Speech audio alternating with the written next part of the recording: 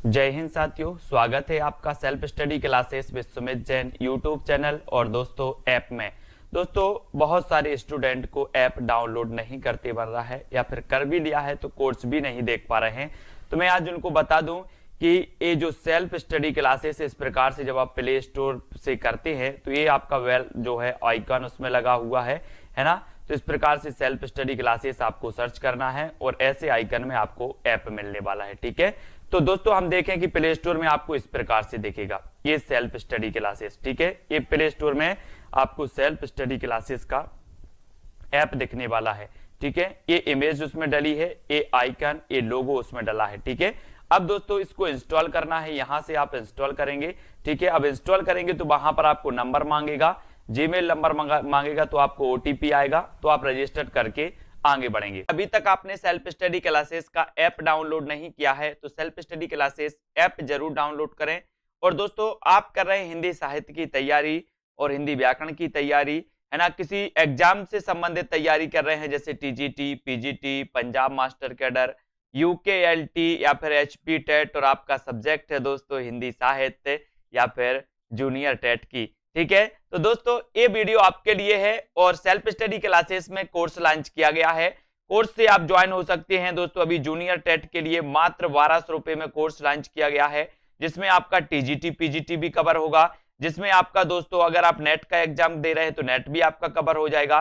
तो हिंदी साहित्य से जितने भी सब्जेक्ट आपके होंगे, जितने भी आप पेपर दे रहे होंगे, सबका इसमें कवर होगा मात्र 1200 रुपए में। कोई अलग से कोर्स अलग अलग नहीं लेना है। ठीक है, तो भारत की भाषा की सबसे छोटी इकाई किसे कहते हैं, ये क्वेश्चन तो कई बार पूछा गया, हर एग्जामों में ये क्वेश्चन पूछा जाता है कि भाषा की सबसे छोटी इकाई कौन सी है। शब्द, व्यंजन, स्वर या फिर वर्ण। भाषा की सबसे छोटी इकाई हमें बताना है, सबसे छोटी इकाई कौन सी है। तो आपको 2 सेकंड दिए जाते हैं, आपको चयन करना है, भाषा की सबसे छोटी इकाई बताना है और यहां पर आपका बिल्कुल सही आंसर हो जाएगा वर्ण या फिर अक्षर, है ना, जिसे ध्वनि भी कहते हैं, वर्ण भी कहते हैं, अक्षर भी कहते हैं। ये भाषा की सबसे छोटी इकाई होती है। ठीक है, वहीं आपसे अगर पूछ लिया जाए कि भाषा की सबसे छोटी सार्थक इकाई कौन सी है, तो सार्थक इकाई होती है आपकी शब्द। भाषा की सबसे छोटी सार्थक इकाई होती है शब्द और भाषा की सबसे छोटी इकाई होती है वर्ण, ध्वनि या फिर अक्षर। ठीक है, अगला क्वेश्चन, अगला, हिंदी किस भाषा परिवार की भाषा है। हिंदी किस भाषा परिवार की भाषा है। भारोपीय, द्रविड़, ऑस्ट्रिक या फिर चीनी तिब्बत। तो बताइए चीनी तिब्बती किस भाषा परिवार की। आपने देखा होगा भाषा परिवार आपने पढ़े होंगे, सबसे बड़ा भाषा परिवार माना जाता है दोस्तों अपना भारोपीय परिवार, है ना। और जो हिंदी है, ये हिंदी भी भारोपीय परिवार से ही संबंधित होती है, जो कि आंसर आपने बिल्कुल सही लगाया है, ये नंबर आपका बिल्कुल सही है। अगला क्वेश्चन यहां पर हम देखेंगे, हिंदी भाषा का जन्म हुआ तो अपभ्रंश से हुआ, लौकिक संस्कृत से हुआ, पाली प्राकृत से या फिर वैदिक संस्कृत से। तो हिंदी भाषा का जन्म किससे हुआ, ये आपको बताना है। 4 विकल्प है हमारे सामने। यहां बहुत सारे लोग कंफ्यूज हो जाते हैं, लेकिन आपको याद रख लेना है कि हिंदी भाषा का जो विकास हुआ है, जो जन्म हुआ है, वो अपभ्रंश से माना जाता है। ठीक है, अगर आदि जननी की बात करें तो संस्कृत पर हम पहुंचेंगे, लेकिन यहां पर आपका हिंदी भाषा का जन्म हुआ है तो वो अपभ्रंश से हुआ है, यानी कि आपका जो 1 नंबर है वो 1 नंबर बिल्कुल सही हो जाता है। अपन देखते हैं अपभ्रंश की विभिन्न अवस्थाओं से, जैसे स्वरसैनी हिंदी से पश्चिमी हिंदी निकली, है ना, और अर्धमागधी से दोस्तों पूर्वी हिंदी निकली। तो ये अपभ्रंश के विभिन्न रूपों से हिंदी की जो है भाषाओं का विकास हुआ, जन्म हुआ माना जाता है। ठीक है, अगला क्वेश्चन है आपके लिए दोस्तों कि भाषा शब्द की उत्पत्ति निम्न में से किस धातु से हुई। एक कई बार क्वेश्चन आया है, भाषा शब्द की उत्पत्ति किस धातु से हुई है। भाष्य से, भास से, भास या फिर भास से। तो किससे हुई मानी जाती है। प्रश्न क्रमांक आपका 49 है और 49 का उत्तर आपको चयन करना है। भाषा शब्द की उत्पत्ति किस धातु से हुई है, और आपने बिल्कुल सही चयन किया है। बोले सर भास लगा दो, मैंने लगा दिया, सी नंबर आपका बिल्कुल सही है। भाषा शब्द की उत्पत्ति भास से हुई है और सी आपका बिल्कुल सही हो जाता है। अगला क्वेश्चन आपका स्क्रीन पर है आपकी, वो बताना है आपको कि कौन सी बोली अथवा भाषा हिंदी के अंतर्गत नहीं आती। तो हिंदी के अंतर्गत नहीं आती तो कौन सी नहीं आती। कन्नौजी, बांगरू, अवधी या फिर तेलुगु? कौन सी बोली अथवा भाषा हिंदी के अंतर्गत नहीं आती? तो देखो, कन्नौजी तो आती है ना, बांगरू भी आती है, बांगरू यानी कि हरियाणवी, हरियाणवी का दूसरा नाम क्या है? बांगरू। और अवधी भी हिंदी के अंतर्गत आती है, तो कौन सी नहीं आती? बोले सर तेलुगु नहीं आती, तो तेलुगु आपका राइट आंसर डी बिल्कुल सही हो जाएगा, तेलुगु नहीं आती। ठीक है, अगला क्वेश्चन आपको बताना है यहां पर कि हिंदी भाषा का कौन सा रूप मानक हिंदी के रूप में स्वीकार किया गया? मानक हिंदी के रूप में कौन सा रूप स्वीकार किया गया? प्रश्न क्रमांक 51, पूर्वी हिंदी, पहाड़ी हिंदी, खड़ी हिंदी या फिर दक्षिणी हिंदी? हिंदी भाषा का कौन सा रूप मानक हिंदी के रूप में स्वीकार किया गया? ये क्वेश्चन आपसे पूछा गया है 51 का आंसर।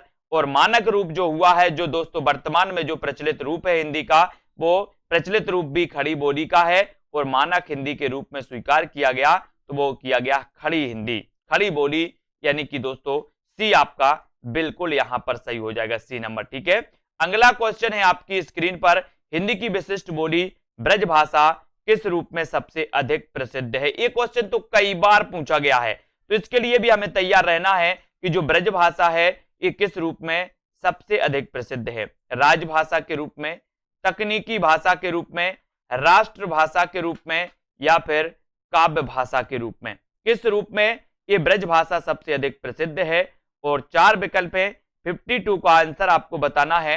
और यहां पर ब्रजभाषा किस रूप में सबसे अधिक प्रसिद्ध है? उत्तर चला जाता है काव्य भाषा के रूप में। किस भाषा के रूप में? काव्य भाषा के रूप में ये प्रसिद्ध है, और डी आपका बिल्कुल सही हो जाता है। भारतवर्ष में हिंदी को आप किस वर्ग में रखेंगे? किस वर्ग में रखेंगे आप, ये बताना आपको। तो यहां पर ये प्रश्न दिया है कि भारतवर्ष में हिंदी को आप किस वर्ग में रखेंगे? यहां पर आपके 4 विकल्प आपको दिए जाते हैं, राजभाषा के रूप में, राष्ट्रभाषा के रूप में, विभाषा या फिर तकनीकी भाषा। तो हिंदी को आप किस रूप में रखेंगे? कंफ्यूजन वाला प्रश्न। बहुत सारे लोग जिन्होंने नहीं पढ़ा है वो दोस्तों राष्ट्रभाषा लगाते हैं, राष्ट्रभाषा लगा के आते हैं 100%, लेकिन हिंदी को हम दोस्तों, हमारी हिंदी राष्ट्रभाषा नहीं है, हमारी हिंदी राजभाषा है। क्या है? राजभाषा। और राजभाषा उसे कहते हैं जिसे सरकारी कामकाजों में प्रयोग किया जाता है, और हमारी हिंदी को सरकारी कामकाजों में प्रयोग किया जाता है, इसलिए जो हिंदी है वो राजभाषा है। ठीक है, इसको याद रखेंगे। निम्न में से कौन सी भाषा संस्कृत की अपभ्रंश है? संस्कृत की अपभ्रंश यानी कि दोस्तों आपको पता है अपभ्रंश मतलब होता है बिगड़ा हुआ रूप। तो संस्कृत जब दोस्तों ये बोलचाल की भाषा बन गई, और बोलचाल की भाषा से बिगड़ते बिगड़ते आगे चली गई है संस्कृत। अपन देखते हैं कि तत्सम और तद्भव ये शब्द कैसे आए। ये संस्कृत से बिगड़ते बिगड़ते दोस्तों इनका तद्भव रूप आया, तो वही जो है अपभ्रंश कहलाती है, जो भाषा बिगड़ती हुई चली जाती है। ठीक है, तो संस्कृत की अपभ्रंश कौन सी कहलाएगी? तो संस्कृत के बाद होता है पाली का जन्म। किसका होता है? पाली का जन्म होता है। संस्कृत की अपभ्रंश पाली, पाली की अपभ्रंश प्राकृत, प्राकृत की अपभ्रंश अपभ्रंश, और अपभ्रंश की अपभ्रंश अभट्ट, है ना। तो इस प्रकार से दोस्तों, तो पाली आपका बिल्कुल सही होगा। संस्कृत की अपभ्रंश कहलाती है कौन सी? पाली, यानी कि डी नंबर आपका बिल्कुल सही हो जाएगा। ठीक है, अगला क्वेश्चन आपकी स्क्रीन पर, भारत में हिंदी को संविधान की किस धारा के अंतर्गत राजभाषा घोषित किया गया? हिंदी को तो धारा 343, धारा 343(2), धारा 343(1) या फिर दोस्तों 334(1). तो यहां पर बहुत अच्छे से देखने की जरूरत है दोस्तों। आपको पता है कि भारत में हिंदी को संविधान की धारा के अंतर्गत, किस धारा के अंतर्गत राजभाषा घोषित किया गया? तो वो किया गया धारा 343(1) के तहत। धारा 343(1) के तहत राजभाषा घोषित किया गया, और अनुच्छेद 343 से लेकर के 351 तक काय का प्रावधान है? भाषा संबंधी संविधान में प्रावधान किए गए हैं, ये भी हमें याद रखना। ठीक है, उत्तर प्रदेश सरकार द्वारा 1947 में गठित देवनागरी लिपि सुधार समिति के अध्यक्ष कौन थे? ये क्वेश्चन कई बार आया है। उत्तर प्रदेश सरकार द्वारा 1947 में गठित देवनागरी लिपि सुधार समिति के अध्यक्ष कौन थे? डॉक्टर धीरेन्द्र वर्मा, संपूर्णानंद, आचार्य नरेंद्र देव या फिर इनमें से कोई नहीं? तो बताइए, उत्तर प्रदेश सरकार द्वारा वर्ष 1947 में गठित देवनागरी लिपि सुधार समिति के अध्यक्ष कौन थे? ये आपसे पूछा गया, और मोस्ट इंपॉर्टेंट क्वेश्चन है, अनेकों एग्जामों में ये पूछे जाते हैं, और उत्तर हो जाता है आचार्य नरेंद्र देव। ठीक है, आचार्य नरेंद्र देव आपका सी नंबर बिल्कुल सही हो जाएगा। इसके अध्यक्ष कौन थे? आचार्य नरेंद्र देव थे। 1947 में गठित देवनागरी लिपि सुधार समिति के। हिंदी की आदि जननी है तो कौन सी है? आदि जननी पूछा गया अब यहां पर। तो अपन ने देखा था कि हिंदी का जन्म अपभ्रंश से हुआ, लेकिन अगर आपसे पूछा जाए कि हिंदी की आदि जननी कौन सी है, तो आदि जननी में आपने बिल्कुल सही आंसर लगाया है। उत्तर है संस्कृत। कौन सी है? संस्कृत। और ए नंबर आपका बिल्कुल सही हो जाता है। अगला क्वेश्चन, ये क्वेश्चन कई बार कंफ्यूजन हुए हैं दोस्तों। तो यहां पर टकसाली भाषा किसे कहते हैं, ये आपसे पूछा गया। संस्कृतनिष्ठ भाषा को, ग्रामीण भाषा को, परिनिष्ठित भाषा को, या फिर कृत्रिम भाषा को? तो टकसाली भाषा किसे कहते हैं, ये क्वेश्चन पूछा जाता है। और इस क्वेश्चन के लिए हमें तैयार रहना है ना। ये कंफ्यूज नहीं होना आपको, क्योंकि टकसाली भाषा संस्कृतनिष्ठ को नहीं, परिनिष्ठित को कहा जाता है। किसे? परिनिष्ठित भाषा को टकसाली भाषा कहा जाता है। और उत्तर आपका सी नंबर बिल्कुल सही है, परिनिष्ठित भाषा को टकसाली भाषा। ठीक है, तो सी बिल्कुल सही है। ग्वालियर की बोली बताना है। ग्वालियर की बोली कौन सी है दोस्तों? ये क्वेश्चन कई बार पूछा गया। ग्वालियर की बोली है ना। ये ग्वालियर मध्य प्रदेश का एक जिला है। और इसकी बोली कौन सी है? बुंदेली, ब्रजभाषा, खड़ी बोली, या फिर कन्नौजी?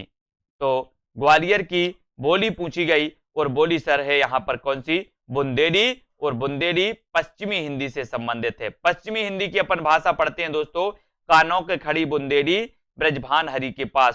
तो ये बुंदेली पश्चिमी हिंदी की मानी जाती है, यानी कि दोस्तों आपका ए नंबर है। और ग्वालियर की भाषा भी क्या है? बुंदेली। अगला क्वेश्चन आपके लिए, निम्नलिखित में भाषा की प्रमुख प्रकृति कौन सी है? भाषा की प्रमुख प्रकृति बताना है। सरलता से क्लिष्टता की ओर, जटिलता से सरलता की ओर, भावों से विचारों की ओर, या विचारों से भावों की ओर? भाषा की प्रमुख प्रकृति कौन सी है, ये आपको बताना है। तो प्रमुख प्रकृति बताना है। तो यहां पर आपको पता है, बताइए। कुछ लोग तो बता देते सरलता से क्लिष्टता की ओर, है ना। 100% एक कंफ्यूजन वाला क्वेश्चन है दोस्तों, क्योंकि यहां पर बहुत सारे लोग सरलता से क्लिष्टता की ओर ही लगाते हैं। लेकिन आपने कभी अनुभव किया? ऐसे अनुभव कर लो सीधे सीधे। बोले सर जब हम भाषा सीखते हैं, जैसे आप हिंदी जानते हो, आपसे कहें कि अंग्रेजी सीखना है, तो सबसे पहले अंग्रेजी आपको सरल लगती कि कठिन? बोले सर कठिन लगती है। फिर जैसे ही आप सीखते जाते हो तो क्या हो जाती है? सरल होती जाती है ना। तो अपन क्या करते, भाषा को अगर सीखते हैं तो सबसे पहले जटिलता से सरलता की ओर। जैसे ही भाषा हम शुरू में सीखते हैं हमें जटिल लगती है, कठिन लगती है, फिर हम जैसे ही सीखते जाते हैं तो हमें सरल लगने लगती है। तो हम सरलता से क्लिष्टता की ओर नहीं, हम जटिलता से सरलता की ओर बढ़ते हैं। ये भाषा की प्रमुख प्रकृति होती है, ये आपको याद रख लेना, जटिलता से सरलता की ओर। ठीक है, हिंदी किस भाषा का शब्द है? हिंदी बताना है, ये किस भाषा का शब्द है। ये क्वेश्चन भी आपसे पूछा गया, फटाक से सभी लोग बताएंगे। यहां पर आपके 4 विकल्प दिए जाएंगे आपको। यहां पर सीधा सीधा उत्तर है कि हिंदी फारसी भाषा का शब्द है। किसका है? हिंदी फारसी भाषा का शब्द है। और इसको भी आपको याद रख लेना, फारसी, यानी ए नंबर आपका बिल्कुल सही हो जाएगा। अगला क्वेश्चन आपके लिए दिया जा रहा है यहां पर कि वर्तमान में भारतीय संविधान की 8वीं अनुसूची में शामिल भाषाओं की संख्या कितनी है? वर्तमान में भारतीय संविधान की 8वीं अनुसूची में शामिल भाषाओं की संख्या कितनी है? 14, 15, 18 या फिर 22? कितनी मानी जाती है? वर्तमान में भारतीय संविधान की 8वीं अनुसूची में शामिल भाषाओं की संख्या बतानी है, और भाषाओं की जो संख्या है वो संख्या कितनी है? तो आपका उत्तर हो जाता है यहां पर 22। कितनी है? 22। वर्तमान में भारतीय संविधान की 8वीं अनुसूची में शामिल भाषाओं की जो संख्या है वो संख्या है दोस्तों कितनी? 22। और राइट आंसर हो जाता है विकल्प नंबर डी। ठीक है, अगला क्वेश्चन है, पैसाची से कौन सी भाषा विकसित हुई है? मराठी, गुजराती, पंजाबी या फिर राजस्थानी? पैसाची से बताना है। और पैसाची से मैंने कई बार आपको बताया है कि अगर लहंगा चाहिए, पंजाबी लहंगा चाहिए, तो क्या करोगे? बोले सर पंजाबी लहंगा लेने के लिए पैसा चाहिए, पैसा चाहिए ना। तो पैसा चाहिए, काई के लिए चाहिए पैसा? पंजाबी लहंगा लेने के लिए। तो पंजाबी और लहंदा जो है, ये दोनों का विकास दोस्तों पैसाची से हुआ है। ठीक है, तो यहां पर तो आपका सी नंबर बिल्कुल सही हो जाता है। अगला क्वेश्चन है, ब्रजभाषा कहां बोली जाती है? ब्रजभाषा कहां बोली जाती है? इलाहाबाद में, ओरछा एवं झांसी, मथुरा, वृंदावन या फिर बनारस में? ब्रजभाषा कहां बोली जाती है? ब्रजभाषा के बारे में आपको पता है कि पश्चिमी हिंदी की दोस्तों एक बोली मानी जाती है पश्चिमी हिंदी की, है ना। और ये बताना है कि ये कहां बोली जाती है, 4 विकल्प में से। तो ब्रज भाषा जो बोली जाती है वो मथुरा वृंदावन में। कहां बोली जाती है? मथुरा वृंदावन, यानी कि उत्तर आपका सी की तरफ चला जाता है। सी नंबर आपका बिल्कुल सही हो जाता है। हिंदी भाषा की उत्पत्ति हुई है वैदिक संस्कृत से, लौकिक संस्कृत, स्वर सैनी अपभ्रंश या फिर प्राकृत से। हिंदी भाषा की उत्पत्ति हुई है तो किससे हुई है? हिंदी भाषा की उत्पत्ति आपको बताना है। कई बार हमने पढ़ा है कि सर गुजराती, राजस्थानी, पश्चिमी हिंदी, इनकी जो उत्पत्ति हुई है वो स्वर सैनी अपभ्रंश से हुई है। स्वर सैनी अपभ्रंश से हिंदी भाषा की उत्पत्ति, यानी कि विकल्प नंबर जो सी है वो आपका बिल्कुल सही हो जाता है। सी नंबर सही हो जाता है। अगला क्वेश्चन पूछा गया कि संविधान की 8वीं अनुसूची में कौन सी भाषा शामिल नहीं है? कौन सी भाषा शामिल नहीं है 8वीं अनुसूची में? बोडो, मैथिली, डोंगरी या फिर भोजपुरी। प्रश्न क्रमांक 66, संविधान की 8वीं अनुसूची में कौन सी भाषा शामिल नहीं है? 8वीं अनुसूची में कौन सी भाषा शामिल नहीं है, इसका उत्तर आपको बताना है। और यहां पर आपका बिल्कुल 8वीं अनुसूची में शामिल नहीं है, तो वो नहीं है कौन सी? भोजपुरी। बोडो तो है, मैथिली भी है, डोंगरी भी है, भोजपुरी नहीं है। भोजपुरी बिहारी हिंदी की है। बिहारी हिंदी की दोस्तों आपको पता है, बिहारी हिंदी की मैथिली भी है, भोजपुरी भी है और मगही भी है। तो बिहारी हिंदी की एक मैथिली भाषा, ऐसा भी क्वेश्चन आएगा कि बिहारी हिंदी की वो कौन सी भाषा है दोस्तों जिसे 8वीं अनुसूची में शामिल किया गया, तो वो भाषा है मैथिली। ठीक है। डिंगल भाषा का संबंध किस साहित्य से है? डिंगल भाषा का संबंध बताना किस साहित्य से है? हरियाणवी साहित्य से, राजस्थानी साहित्य से, अवधी साहित्य से या फिर मैथिली साहित्य से? डिंगल भाषा का संबंध आपको बताना है। और दोस्तों आपको पता है डिंगल और पिंगल आदिकाल में 2 शैलियों का प्रयोग किया गया। इनको भाषा भी वहां माना जाता है, डिंगल और पिंगल, है ना। और यहां पर राजस्थानी साहित्य से इनका संबंध माना जाता है। किसका? डिंगल का। ठीक है। तो बी नंबर आपका बिल्कुल सही है। बोली का लघुत्तम रूप क्या है? ऐसा भी क्वेश्चन आता है, तो आपको तैयार रहना है बोली का लघुत्तम रूप बताने के लिए। और आपका यहां पर लघुत्तम रूप आपसे पूछा गया तो उत्तर आपका हो गया क्या? वर्ण। लघुत्तम रूप क्या है? वर्ण। या फिर सबसे छोटी इकाई क्या है? तो वर्ण, अक्षर या फिर ध्वनि। अब अगला क्वेश्चन आपको बताना है कि भाषा की अभिव्यक्ति के कौन कौन से रूप हैं? मौखिक, लिखित, मौखिक और लिखित या फिर इनमें से कोई नहीं। तो बोले सर हम मौखिक भी भाषा की अभिव्यक्ति करते हैं, लिखित रूप में भी करते हैं, है ना। तो भाषा की अभिव्यक्ति के जो रूप पूछे गए तो रूप में मौखिक और लिखित दोनों आ जाएगा और सी आपका बिल्कुल सही हो जाएगा। सी नंबर आपका राइट आंसर हो जाएगा। अगला क्वेश्चन यहां पर आपको बताना है दोस्तों कि उच्चरित ध्वनि संकेतों की सहायता से भाव या विचार की अभिव्यक्ति कहलाती है, तो क्या कहलाती है? उच्चरित ध्वनि संकेतों की सहायता से भाव या विचार की अभिव्यक्ति क्या कहलाती है, इसका आंसर आपको बताना है। तो उच्चरित ध्वनि संकेतों की सहायता से भाव या विचार की जो अभिव्यक्ति कहलाती है वो कहलाती है क्या? भाषा। क्या कहलाती है? भाषा। और ए नंबर आपका बिल्कुल सही हो जाता है। ए नंबर राइट आंसर हो जाता है। ठीक है। भाषा और लिपि है, तो भाषा और लिपि क्या है बताइए? भाषा और लिपि क्या एक दूसरे के विरोधी हैं, एक दूसरे की पूरक हैं, एक दूसरे की प्रतिद्वंदी हैं या फिर इनमें से कोई नहीं? भाषा और लिपि एक दूसरे की क्या मानी जाती हैं? तो यहां पर आपका बिल्कुल सही आंसर हो जाएगा जो आपने बताया कि सर भाषा और जो लिपि है ये एक दूसरे की पूरक मानी जाती हैं, यानी कि उत्तर बी की तरफ चला जाता है। बी नंबर आपका राइट आंसर हो जाता है। अगला क्वेश्चन है भारत संघ की राजभाषा है तो कौन सी है? भारत संघ की राजभाषा आपको यहां पर चयन करना है। तो भारत संघ की राजभाषा इस प्रकार से अगर क्वेश्चन आए तो यहां पर आपको दोस्तों ए और बी दोनों लगाना है, क्योंकि जब भारत संघ की राजभाषा हिंदी भी है और अंग्रेजी भी है ना। तो आपका सी नंबर यहां पर सही हो जाता है। हिंदी और अंग्रेजी दोनों मानी जाती है। ठीक है। भारत की प्रथम देश भाषा कौन सी है? प्रथम देश भाषा बताना है। प्रश्न क्रमांक 73 में भारत की प्रथम देश भाषा कौन सी है? यहां पर हम देख लेते हैं कौन कौन से विकल्प हैं। इन विकल्पों को हम देख लेते हैं दोस्तों। ये विकल्प आपके सामने आए हैं कि प्रथम देश भाषा कौन सी मानी जाती है भारत की, और प्रथम जो मानी जाती है दोस्तों वो मानी जाती है पाली। ये याद रख लेना, ये कई बार क्वेश्चन आया है कि भारत की प्रथम देश भाषा कौन सी है, तो भारत की प्रथम देश भाषा कौन सी है? पाली। ठीक है। भाषा विज्ञान की दृष्टि से हिंदी किस प्रकार की भाषा है। ये क्वेश्चन तो कई बार आया है और बहुत सारे लोग इसको गलत भी कर देते हैं, है ना। तो यहां पर याद रख लेना, भाषा विज्ञान की दृष्टि से हिंदी किस प्रकार की भाषा है, तो आपका राइट आंसर हो जाता है दोस्तों, भाषा विज्ञान की दृष्टि से हिंदी किस प्रकार की भाषा है, तो वो भाषा है वियोगात्मक। कैसी मानी जाती है? वियोगात्मक भाषा मानी जाती है। और ए नंबर आपने बिल्कुल सही आंसर बताया, ए नंबर राइट आंसर है। और जिन भी साथियों ने अभी तक ऐप डाउनलोड नहीं किया है वो ऐप डाउनलोड जरूर कर लें। आपको सेल्फ प्ले स्टोर में सर्च करना है सेल्फ स्टडी क्लासेस और दोस्तों ज्वाइन हो जाना है ना। यहां पर अगर आप हिंदी साहित्य की तैयारी कर रहे हैं तो आपके लिए कोर्स लॉन्च किया गया है और एक कोर्स दोस्तों आपको मात्र 1200 रुपए में उपलब्ध करवाया जाएगा, जहां पर ट्रिकी वीडियो भी होंगे, टॉपिक वाइज टेस्ट भी होंगे और बहुत सारी चीजें होंगी। कन्नौजी बोली किस जनपद में बोली जाती है? मेरठ में, देहरादून, हरदोई या फिर मथुरा में? कन्नौजी बोली किस जनपद में बोली जाती है, इसका उत्तर आपको बताना है। और एक कन्नौजी बोली से आपको याद आ गया होगा कि सर एक कन्नौजी जो है ये पश्चिमी हिंदी की बोली मानी जाती है, कन्नौजी। ठीक है, तो ये कन्नौजी बोली ये बताना है किस जनपद में बोली जाती है, तो ये बोली जाती है दोस्तों हरदोई। कौन से जनपद में?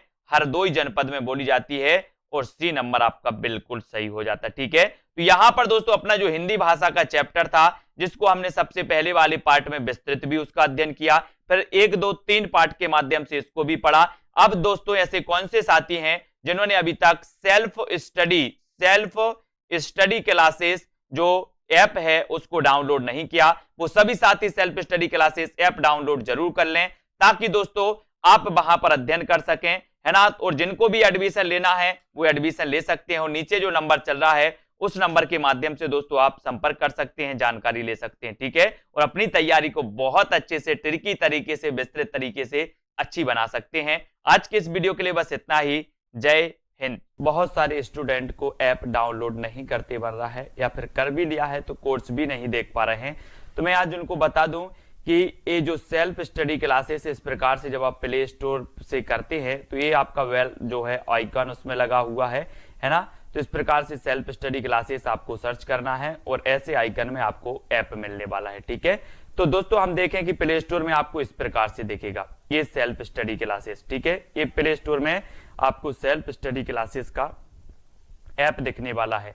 ठीक है, ये इमेज उसमें डली है, ये आइकन, ये लोगो उसमें डला है। ठीक है, अब दोस्तों इसको इंस्टॉल करना है, यहां से आप इंस्टॉल करेंगे। ठीक है, अब इंस्टॉल करेंगे तो वहां पर आपको नंबर मांगेगा, जीमेल नंबर मांगेगा, तो आपको ओटीपी आएगा, तो आप रजिस्टर करके आगे बढ़ेंगे।